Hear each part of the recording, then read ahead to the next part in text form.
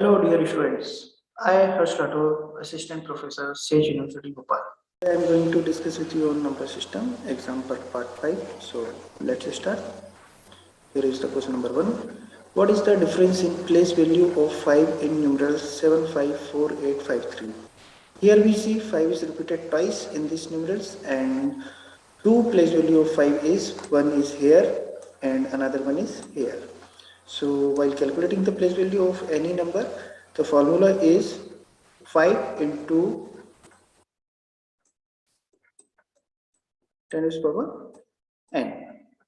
Okay, so n is the place for first number, 5 is here and the place value is 0, 1, 2, 3, 4. So the value of n is 4. So 5 into 10 to the power 4 is equal to 50,000, and for another 5 is here. So the 5 into 10 to the power n, and the value of n for this 5 is 0 and 1. So 5 into 10 to the power 1 is 150. So the required difference is 50,000 minus 50, and which is 49,950. So option B is correct, 49,950 for the question number 1. What should be added to 1459 so that it is exactly divisible by 12? So divide this number by 12. 1459 is divided by 12 and check what is the remainder is come. So while dividing 1459, remainder is 7.